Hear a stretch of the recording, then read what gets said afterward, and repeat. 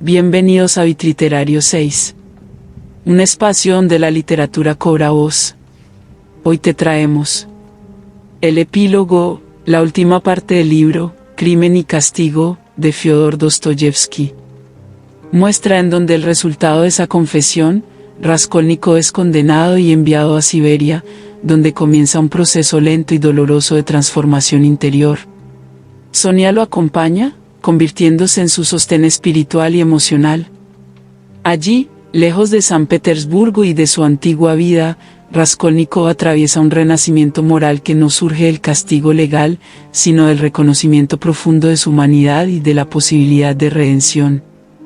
Dostoyevsky cierra la novela con un tono esperanzador, dejando abierta la idea de un nuevo comienzo para un hombre que, después de tocar fondo, finalmente encuentra un camino hacia la vida. Comenzamos. Crimen y Castigo, escrita por Fyodor Dostoyevsky. Epílogo. Capítulo 1. Siberia. A la orilla de un río ancho y desierto se levanta una ciudad, uno de los centros administrativos de Rusia. En la ciudad hay una fortaleza, en la fortaleza una prisión. En la prisión está, desde hace 9 meses, Rodion Romanovich Raskolnikov, condenado a trabajos forzados, segunda categoría. Cerca de 10 y 8 meses han pasado desde el día que cometió su crimen. En la instrucción de su proceso no hubo apenas dificultades. El culpable renovó sus confesiones con tanta fuerza como claridad y precisión, sin confundir las circunstancias, sin suavizar el horror, sin falsear los hechos, sin olvidar el menor detalle. Hizo una relación completa del asesinato, esclareció el misterio del objeto encontrado en manos de la vieja, se recordará que era un trozo de madera junto con una placa de hierro, contó cómo había tomado las llaves del bolsillo de la víctima, describió estas llaves y describió también el asesinato de Isabel, que hasta entonces había sido un enigma. Contó cómo Koch había venido y llamado a la puerta, y cómo, después de él, había llegado un estudiante. Refirió minuciosamente la conversación habida entre los dos hombres, como, enseguida, el asesino se había lanzado a la escalera y había oído los gritos de Nikolai y de Milka, ocultándose en el cuarto vacío y dirigiéndose después a su casa. Finalmente, en cuanto a los objetos robados, manifestó que los había enterrado debajo de una piedra en un corral que daba la perspectiva Ascensión. Se encontraron allí, en efecto. En una palabra, todo se esclareció. Lo que, entre otras cosas, asombraba a los jueces, fue la circunstancia de que el asesino, en vez de aprovecharse de los objetos robados a la víctima, fuese a ocultarlos bajo una piedra.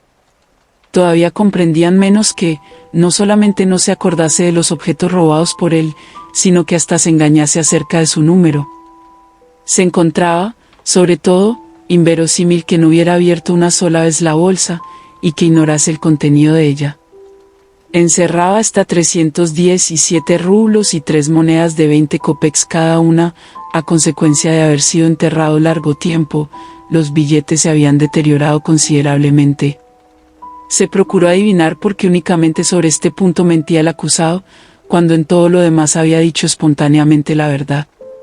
En fin, algunos, principalmente entre los psicólogos, admitieron como posible que, en efecto, no hubiera abierto la bolsa, y que, por consiguiente, se hubiera desembarazado de ella sin saber lo que contenía, pero sacaron asimismo la conclusión de que el crimen había sido necesariamente cometido bajo la influencia de una locura momentánea. El culpable, dijeron, ha cedido a la monomanía morbosa del asesinato y del robo, sin objeto ulterior, sin cálculo interesado. Era aquella ocasión excelente para sostener la teoría moderna de la alienación temporal, teoría con la que se busca actualmente tan a menudo explicar los actos de ciertos criminales. Además, numerosos testigos habían declarado que Raskolnikov padecía hipocondría.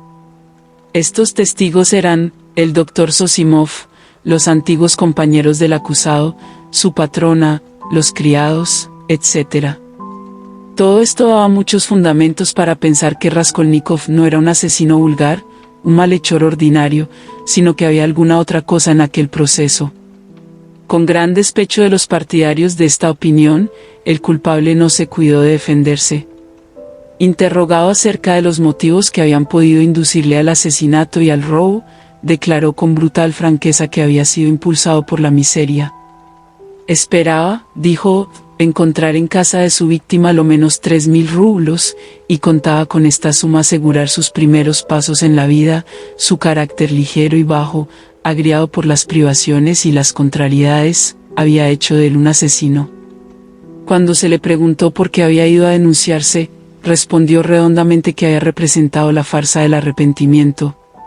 Todo aquello era casi cínico. Sin embargo, la sentencia fue menos severa de lo que se hubiera podido presumir en relación con el crimen cometido. Quizá causó buena impresión que el reo, lejos de disculparse, procurase, por el contrario, empeorar su situación. Fueron tomadas en consideración todas las extrañas particularidades de la causa. El estado de enfermedad y estrechez en que se encontraba el acusado antes de la comisión de su delito no dejaba lugar a la menor duda. Como no se había aprovechado de los objetos robados, se supuso, o que los remordimientos se lo habían impedido, o que sus facultades intelectuales no estaban intactas cuando cometió el hecho. El asesinato, en modo alguno premeditado, de Isabel, suministró un argumento en apoyo de esta última hipótesis. Un hombre comete 2 asesinatos, y se olvida al mismo tiempo de que la puerta está abierta. Por último, había ido a denunciarse en el momento en que las falsas confesiones de un fanático de espíritu desequilibrado, Nicolai, acababan de desviar completamente la instrucción, y cuando la justicia estaba a 100 leguas de sospechar quién era el verdadero culpable. Porfirio Petrovich cumplió fielmente su palabra. Todas estas circunstancias contribuyeron a suavizar la severidad del veredicto. Por otra parte, los debates dieron a conocer muchos hechos en favor del acusado. Documentos facilitados por el antiguo estudiante Razumikin demostraron que, estando en la universidad, Raskolnikov había compartido sus escasos recursos con un compañero pobre y enfermo. Este último había muerto, dejando en la miseria a un padre enfermo, del cual era, desde la edad de 13 años, único sostén. Raskolnikov había hecho entrar al viejo en un asilo, y más tarde había costeado los gastos de su entierro. El testimonio de la viuda Sarnitsin fue también muy favorable al acusado. Declaró que, en la época en que habitaba en los 5 rincones con su inquilino, habiéndose declarado un incendio una noche en cierta casa, Raskolnikov, con riesgo de su vida, salvó de las llamas a 2 niños pequeños, sufriendo graves quemaduras al realizar tal acto de valor. Se abrió una indagatoria a propósito de este hecho, y numerosos testigos certificaron la exactitud de él. En una palabra, el tribunal, teniendo en cuenta las confesiones del culpable, así como sus buenos antecedentes, le condenó tan solo a 8 años de trabajos forzados, segunda categoría. Desde la apertura de la vista, la madre de Raskolnikov estaba mala. Dunia y Razumikin encontraron medio de alejarla de San Petersburgo durante todo el tiempo del proceso. Razumikin eligió una ciudad de la línea férrea, y a poca distancia de la capital, así podía seguir asiduamente las audiencias y ver a Advosia Romanovna. La enfermedad de Pulqueria Alexandrovna era una afección nerviosa bastante extraña, con desarreglo, a lo menos parcial, de las facultades mentales. De vuelta en su domicilio, después de la última entrevista con su hermano, Dunia había encontrado con mucha fiebre a su madre, y con delirio. Aquella misma noche se puso de acuerdo con Razumikin acerca de lo que había de responder cuando Pulqueria Alexandrovna pidiese noticias de Raskolnikov. A tal fin inventaron una historia, esto es, que Rodi había sido enviado muy lejos a los confines de Rusia, con una misión que debía reportarle mucho honor y provecho.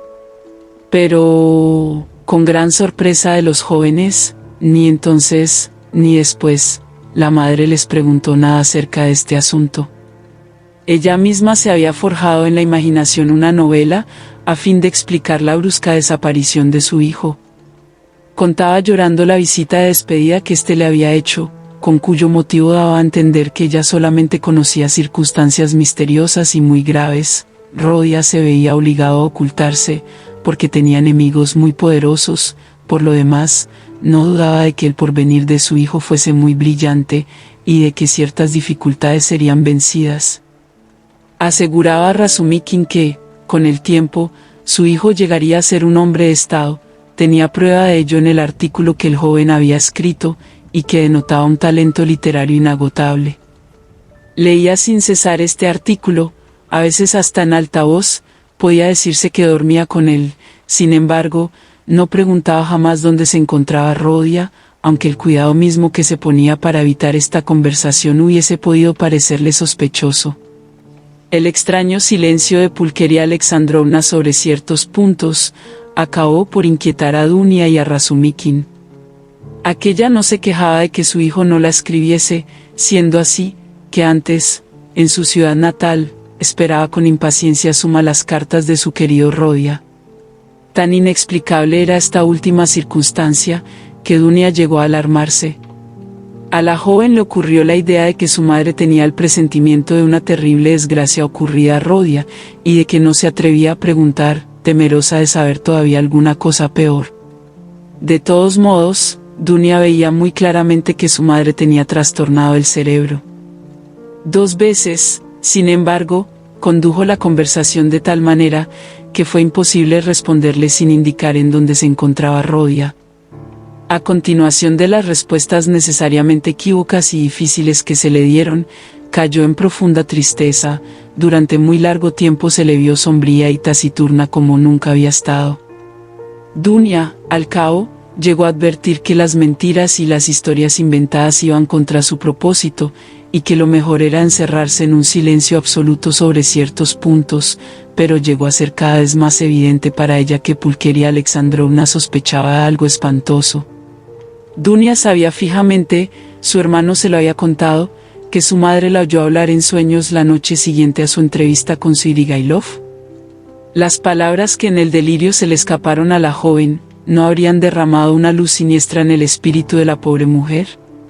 A menudo, después de días, y aun de semanas de continuo mutismo y de lágrimas silenciosas, se producía en la enferma una especie de exaltación histérica. Se ponía de repente a hablar alto, sin interrumpirse, de su hijo, de sus esperanzas y el porvenir. Sus imaginaciones eran a veces muy extrañas. Se fingía ser de su opinión, quizá no era del todo engañoso este sentimiento, sin embargo, no cesaba de hablar. La sentencia fue pronunciada 5 meses después de la confesión hecha por el criminal a Ilya Petrovich. En cuanto fue posible, Razumikin visitó al condenado en la cárcel. Sonia le visitó también. Llegó al fin el momento de la separación. Dunia juró a su hermano que esta separación no sería eterna. Razumikin se expresó del mismo modo. El animoso joven tenía un proyecto firmemente formado en su espíritu. Cuando ahorrase algún dinero, durante 3 o 4 años se trasladaría a Siberia, país en que tantas riquezas no esperan otra cosa, para ser puestas en circulación, que capitales y brazos. Allí se establecería, en la ciudad en que estuviese Rodia, y juntos comenzarían una nueva vida. Todos lloraban al decirse adiós. Desde hacía algunos días, Raskolnikov se mostraba muy preocupado, multiplicaba las preguntas acerca de su madre, inquietándose continuamente por ella. Esta excesiva preocupación de su hermano daba pena a Dunia. Cuando el joven se hubo enterado con más detalles del estado enfermizo de Pulqueria Alexandrovna, se puso extremadamente sombrío. Con Sonia estaba siempre taciturno. Provista del dinero que Svidrigailov le había entregado, la joven se hallaba dispuesta, desde hacía mucho tiempo, a acompañar el convoy de presos de que había de formar parte Raskolnikov. Nunca había mediado una palabra sobre este particular entre ella y él, pero ambos sabían que sería así. En el momento de la última despedida, el condenado se sonrió de un modo extraño al oír hablar a su hermana y a Razumikin del próspero porvenir que se abriría para ellos después de su salida del presidio. Preveía que la enfermedad de su madre no tardaría en conducirla al sepulcro. 2 meses después, Dunia se casó con Razumikin. Sus bodas fueron tranquilas y tristes. Entre los invitados se encontraron Porfirio Petrovich y Zosimov. Algún tiempo después, todo denotaba en Razumikin una resolución enérgica. Dunia creía ciegamente que realizaría todos sus designios, y no podía menos de creerlo, porque veía en él una voluntad de hierro. Comenzó por entrar de nuevo en la universidad, a fin de terminar sus estudios. Los dos esposos elaboraban sin cesar planes para el porvenir, tenían uno y otra la firme resolución de emigrar a Siberia en un plazo de 5 años. En tanto contaban con que Sonia los reemplazaría cerca del condenado. Pulqueria Alexandrovna concedió, con alegría, la mano de su hija Razumikin, pero después de este matrimonio, pareció más triste y preocupada. Para proporcionarle un momento agradable, Razumikin le contó la noble conducta de Raskolnikov, a propósito del estudiante y de su anciano padre, y le refirió también cómo el año anterior Rodia había expuesto la vida para salvar a 2 niños que estaban a punto de perecer en un incendio.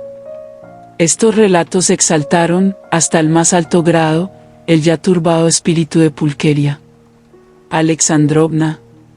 Desde entonces no hablaba más que de ello, y hasta en la calle refería tales hechos a los transeúntes, aunque la acompañaba siempre Dunia.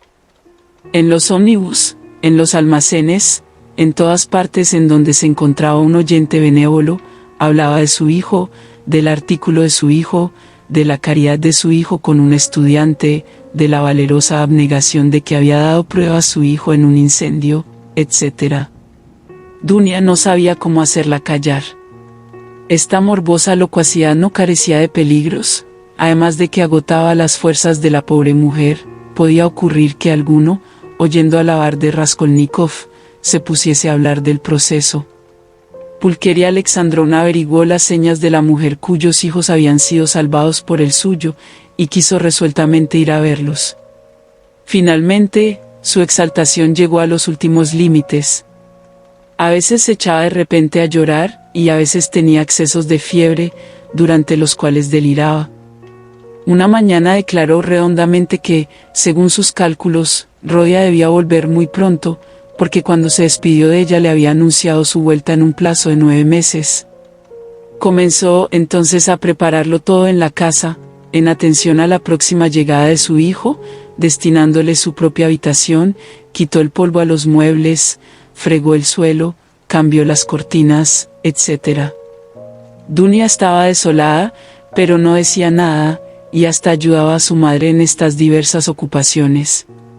Después de un día lleno todo el de locas visiones, de sueños gozosos y de lágrimas, Pulqueria Alexandrovna se vio acometida de una fiebre alta y murió al cabo de 15 días. Varias palabras pronunciadas por la enferma durante su delirio, hicieron creer que había casi adivinado el terrible secreto que con tanto trabajo trataron de ocultarle. Por mucho tiempo ignoró Raskolnikov la muerte de su madre, aunque por mediación de Sonia recibiese regularmente noticias de su familia. Cada mes enviaba a la joven una carta dirigida a Razumikin, y cada mes se le respondía de San Petersburgo. Las cartas de Sonia parecieron en un principio, a Dunia y Razumikin, algo secas e insuficientes, pero más tarde comprendieron que era imposible escribir las mejores, puesto que encontraban en ellas datos completos y precisos acerca de la situación de su desgraciado hermano. Sonia describía, de una manera muy sencilla y muy clara, la existencia de Raskolnikov en la prisión. No hablaba de ella ni de sus propias esperanzas ni de sus conjeturas respecto al porvenir, ni de sus sentimientos personales. En vez de explicar el estado moral, la vida interior del condenado, se limitaba a citar hechos, es decir, las mismas palabras pronunciadas por él. Daba noticias detalladas acerca de su salud, decía qué deseos le había manifestado él, qué preguntas le había dirigido, qué encargo le había hecho durante sus entrevistas, etc. Pero estos datos, por minuciosos que fuesen, no eran, empero, en los primeros tiempos sobre todo, muy consoladores. Dunia y su marido supieron, por la correspondencia de Sonia, que su hermano seguía siempre sombrío y taciturno.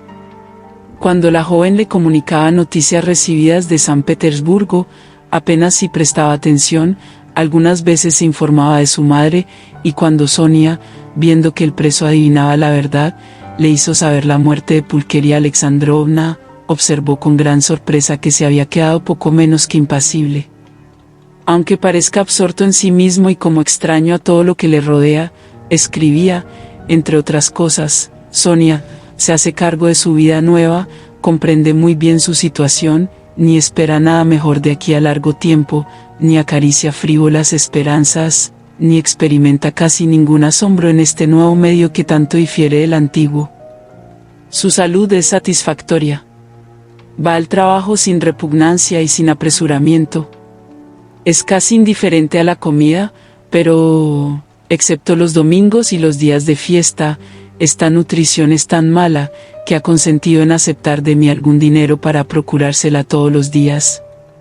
En cuanto a lo demás, me suplica que no me inquiete, porque, según asegura, le es desagradable que se ocupen de él. En la cárcel, se leía en otra carta, está instalado con los otros presos. No he visitado el interior de la fortaleza, pero tengo motivos para creer que se está allí muy mal, muy estrechamente y en condiciones muy insalubres. Duerme en una cama de campaña, cubierto con una alfombra de fieltro, y no quiere otro lecho. Si rehúsa hacer todo lo que podría proporcionarle su existencia material menos dura y menos grosera, no es, en lo más mínimo, en virtud de sus principios ni de una idea preconcebida, sino, sencillamente, por apatía, por indiferencia. Sonia confesaba que, al principio, sobre todo, sus visitas, en vez de causar placer a Raskolnikov, le producían una especie de irritación. No salía de su mutismo más que para decir groserías a la joven. Más tarde, es verdad, dichas visitas habían llegado a ser para él una costumbre, casi una necesidad, hasta el punto de que había estado muy triste cuando una indisposición de algunos días obligó a Sonia a interrumpirlas. Los días de fiesta se veían, ya en la puerta de la prisión, ya en el cuerpo de guardia, a donde se enviaba algunos minutos al prisionero, cuando la joven le hacía llamar. En tiempo ordinario, Sonia iba a buscarle al trabajo en los talleres, en las tejerías, en los tinglados establecidos a las orillas del Irtych. En lo tocante a ella, Sonia decía que había logrado crearse relaciones en su nueva residencia, que se ocupaba en coser, y que, no habiendo en la ciudad casi ninguna modista, se había hecho una buena clientela. Lo que callaba era que había traído sobre Raskolnikov el interés de la autoridad, y que, gracias a ella, se le dispensaba de los trabajos más penosos, etc. En fin, Razumikin y Dunia recibieron aviso de que Raskolnikov esquivaba a todo el mundo, que sus compañeros de cadena no le querían, que permanecía silencioso durante horas enteras, y que, de día en día, su palidez era cada vez mayor. Dunia había notado ya cierta inquietud en las últimas cartas de Sonia, la cual no tardó en escribir diciendo que el condenado había caído gravemente enfermo y que había sido llevado al hospital de la prisión. Capítulo 2. Estaba enfermo desde hacía algún tiempo, pero lo que había quebrantado sus fuerzas no era ni el horror de la prisión, ni el trabajo, ni la mala alimentación, ni la vergüenza de tener la cabeza rapada e ir vestido de harapos. ¿O qué le importaban a tales tribulaciones y miserias? Lejos de ello, estaba contento de tener que trabajar. La fatiga física le producía algunas horas de sueño agradable, y ¿qué significaba para él el rancho, aquella mala sopa de coles en que solía encontrar hasta escarabajos? En otro tiempo, siendo estudiante, se hubiera dado algunas veces por muy contento de tener tal comida. Sus vestidos eran de abrigo y a propósito para aquel género de vida. En cuanto a la cadena, apenas si sentía el peso. Quedaba la humillación de tener la cabeza afeitada y llevar el uniforme del presidio. Pero, ¿ante quién habría de ruborizarse? Ante Sonia. La joven tenía miedo de él, ¿cómo había de ruborizarse ante ella? Sin embargo, le daba vergüenza de la misma Sonia. Por esta razón se mostraba brutal y despreciativo en sus relaciones con la joven. Pero no procedía esta vergüenza ni de su cabeza rapada, ni de su cadena. Su orgullo había sido cruelmente herido, y Raskolnikov estaba enfermo de esta herida. Oh, qué feliz habría sido si hubiera podido acusarse a sí mismo. Entonces lo hubiera soportado todo, hasta la vergüenza y el deshonor. Pero en vano se examinaba severamente, Su conciencia endurecida no encontraba en su pasado ninguna falta que pudiera ocasionarle grandes remordimientos. Solamente se echaba en cara haber fracasado, cosa que podía ocurrir a todo el mundo. Lo que le humillaba era verse el Raskolnikov, perdido tontamente, sin esperanza de rehabilitación, por una sentencia del ciego destino, y debía someterse, resignarse al absurdo de esa sentencia, si quería encontrar un poco de calma. Una inquietud sin objeto y sin fin en el presente, un sacrificio continuo y estéril en el porvenir, esto es lo que le quedaba en la tierra. Vano consuelo para él decirse que, dentro de 8 años, no tendría más que 32, y que, en esta edad, podría aún recomenzar la vida. ¿Para qué vivir? ¿Con qué objeto? ¿Con qué fin? Vivir para existir. En todo momento había estado pronto a dar su existencia por una idea, por una esperanza, por un capricho. Había hecho siempre poco caso de la existencia pura y sencilla, siempre había mirado más allá. Quizá la fuerza solo de los deseos le había hecho creer en otro tiempo que era uno de esos hombres a quienes les está permitido más que a los otros.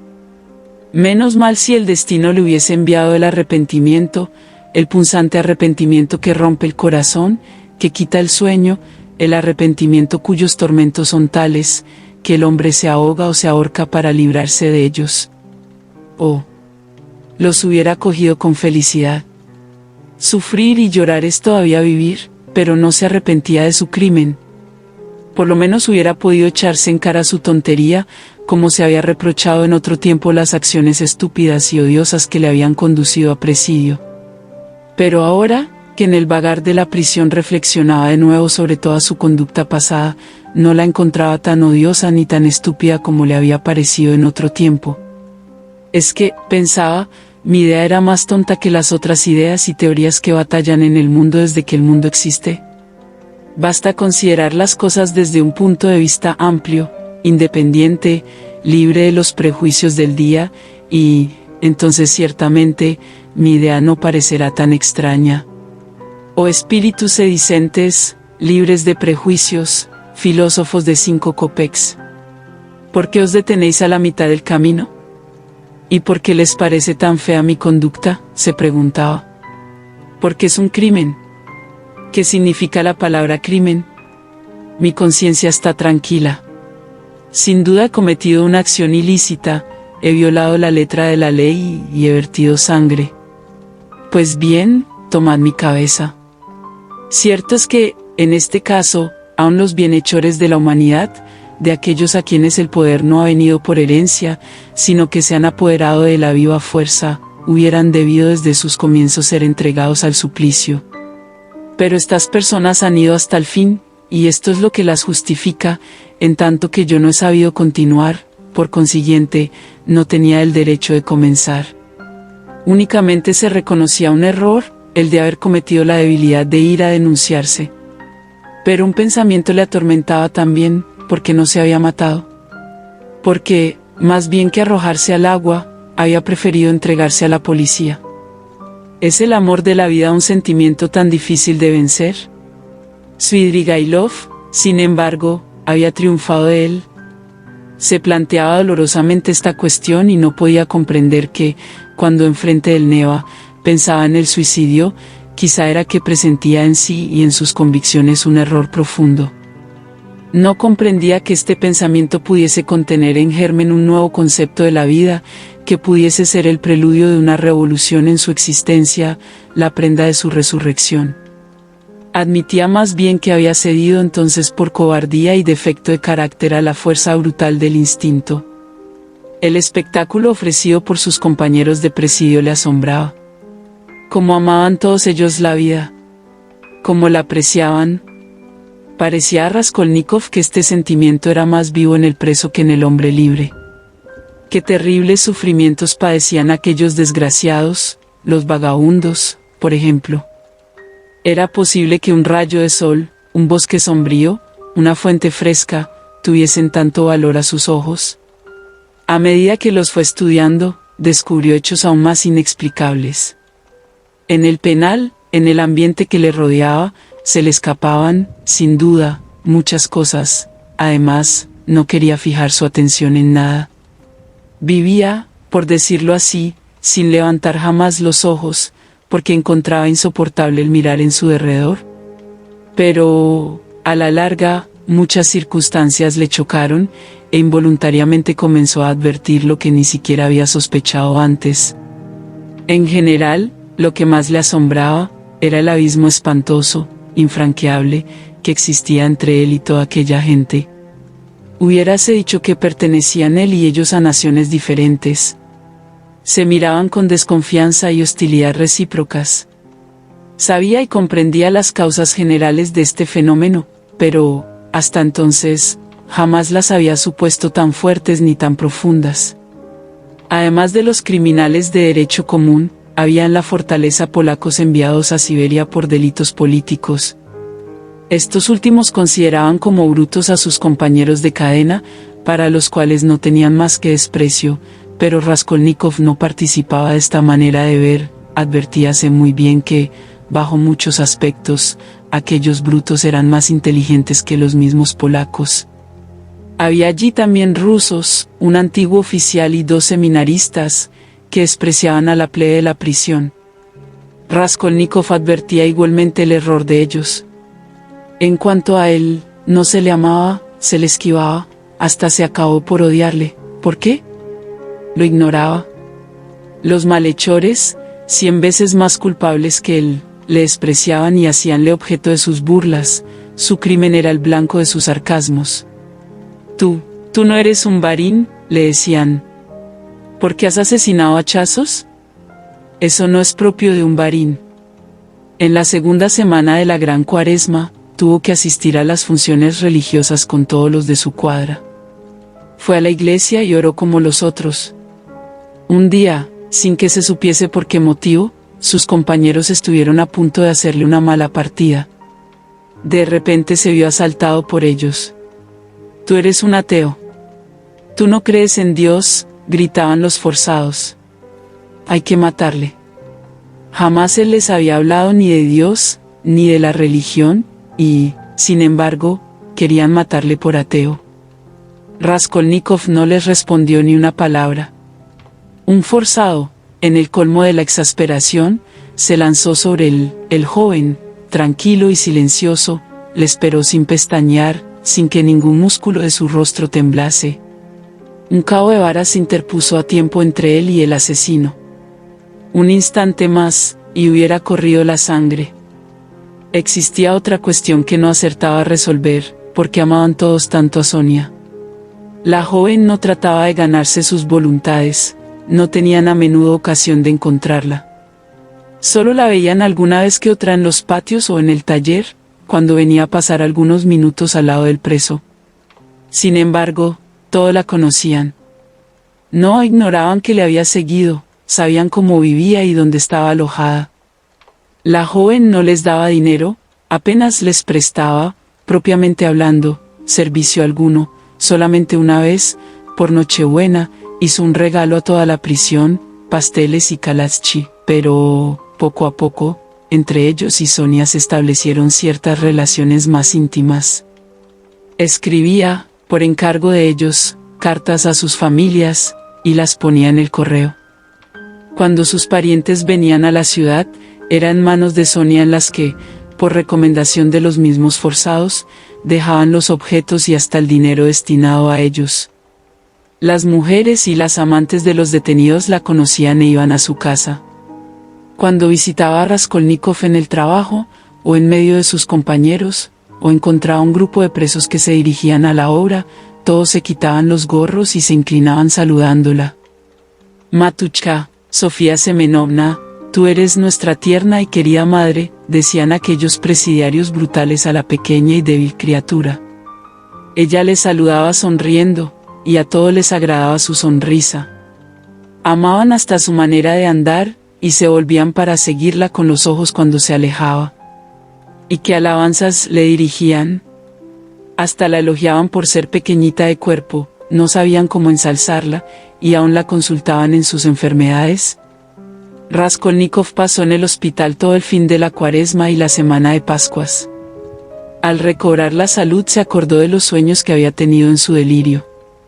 Le parecía ver el mundo entero asolado por un azote terrible y sin precedentes, que, viniendo del fondo de Asia, había caído sobre Europa.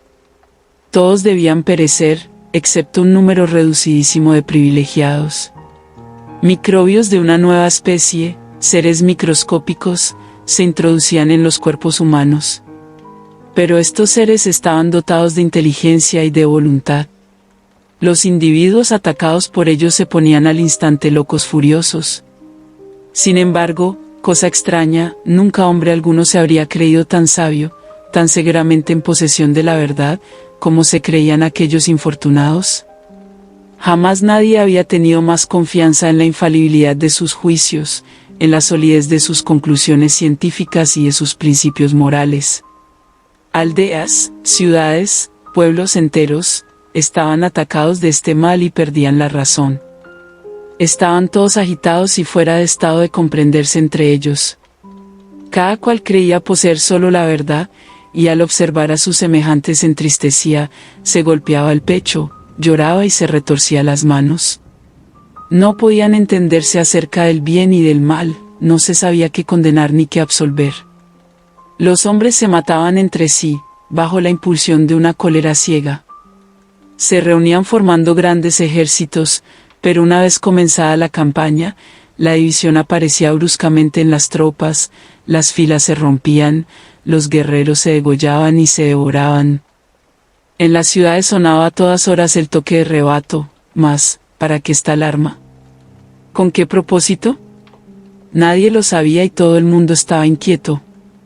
Se abandonaban los más ordinarios oficios, porque cada cual proponía sus ideas, sus reformas, y nadie se ponía de acuerdo.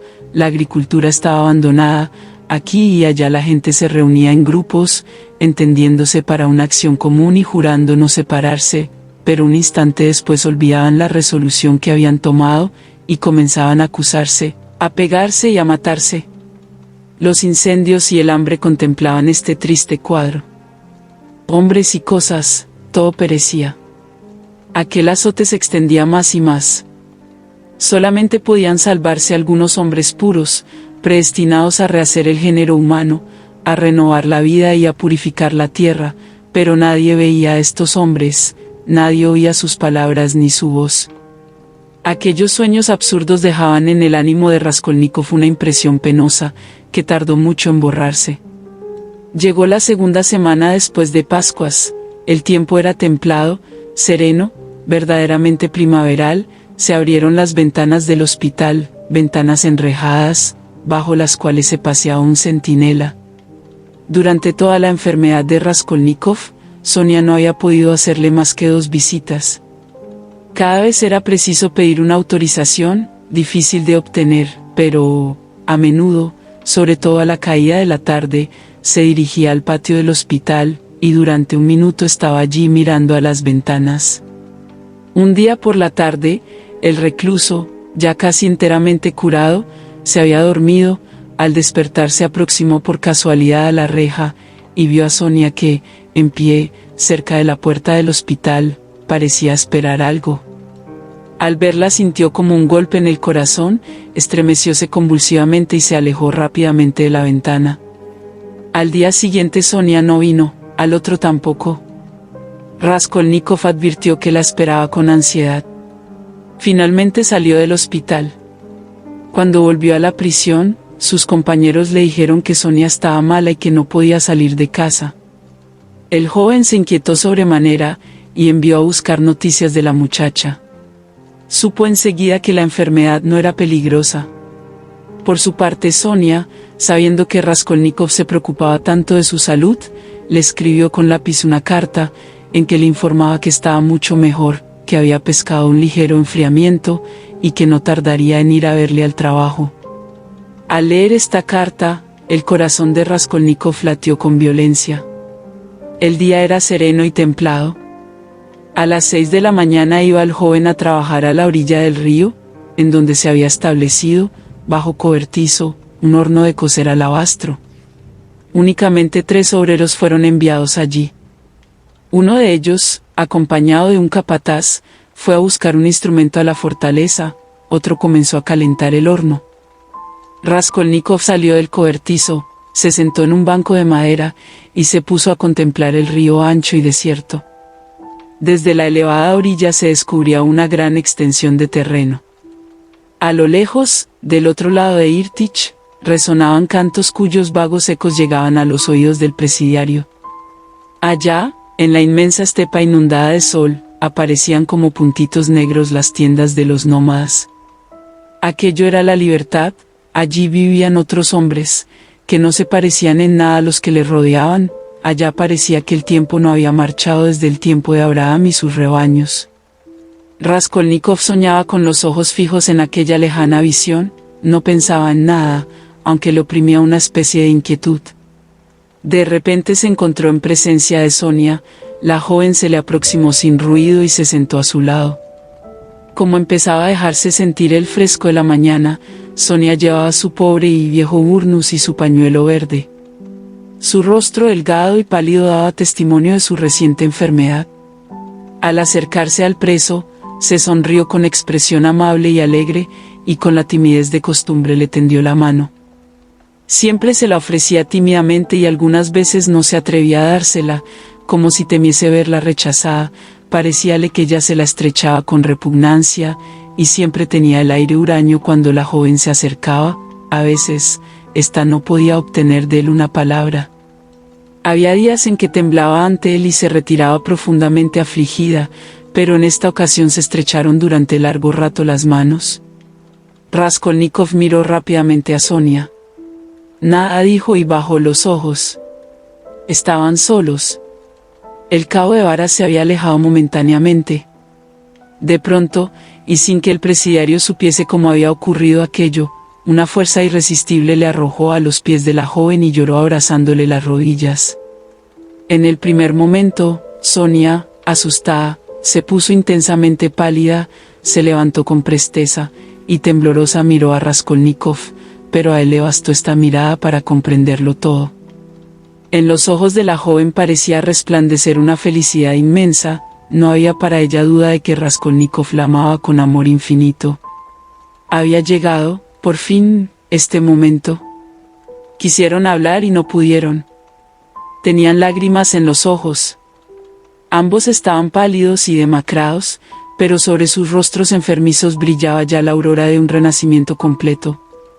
El amor les regeneraba, el corazón del uno encerraba una inagotable fuente de vida para el corazón del otro.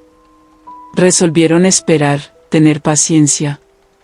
Les quedaban 7 años que pasar en Siberia, qué sufrimientos intolerables y qué infinita felicidad había de llenar para ellos aquel lapso de tiempo. Pero Raskolnikov había resucitado, lo sabía y lo sentía en todo su ser, y Sonia no vivía más que para la vida de su amado. Por la noche, después que se hubo recogido a los reclusos, el joven se acostó en su camastro, y pensó en ella. Hasta le parecía que aquel día los presos, sus antiguos enemigos, le habían mirado con otros ojos. Les había dirigido primero la palabra y le habían respondido con afabilidad, se acordaba de esto ahora, le parecía natural. ¿Acaso no debía cambiar todo? Pensaba en ella. Se acordaba de los disgustos con que continuamente la había atormentado, veía con el pensamiento la carita pálida y delgada de Sonia, pero estos recuerdos eran un remordimiento para él. Comprendía con qué amor infinito iba a rescatar en adelante lo que había sufrido Sonia. Sí. ¿Qué significaban para él todas las miserias del pasado? En aquel primer día gozoso, de vuelta a la vida, todo, aun su crimen y su condena, y su relegación a Siberia, todo se le presentaba como un hecho extraño, casi dudaba de que todo aquello hubiera ocurrido realmente. Aquella noche se sintió incapaz de reflexionar detenidamente, de concentrar su atención en un objeto cualquiera, de resolver una cuestión con conocimiento de causa, solo tenía sensaciones. La vida había sustituido en él al razonamiento. Tenía el Evangelio debajo de la almohada y lo tomó maquinalmente. Aquel libro pertenecía a Sonia. En él fue donde la joven le había leído la resurrección de Lázaro. Al principio de su cautividad esperaba una verdadera persecución religiosa por parte de la joven. Creía que le asediaría constantemente con el Evangelio, pero, con gran asombro suyo, ni una sola vez hizo recaer la conversación sobre este punto, ni una sola vez le ofreció aquel libro. Él mismo fue quien lo pidió poco antes de su enfermedad, y ella se lo trajo sin decir una palabra. Raskolnikov hasta entonces no lo había abierto. Ahora tampoco lo abrió, pero un pensamiento cruzó por su mente. ¿Sus convicciones pueden ser, al presente, las mías? ¿Puedo, yo, por lo menos, tener otros sentimientos, otras tendencias que ella? Durante todo este día Sonia estuvo también muy agitada, y por la noche tuvo una recaída en la enfermedad, pero era tan feliz, y aquella felicidad era para ella una sorpresa tan grande, que casi le causaba espanto. 7 años solamente. En la embriaguez de las primeras horas faltó poco para que ambos no considerasen estos 7 años como 7 días.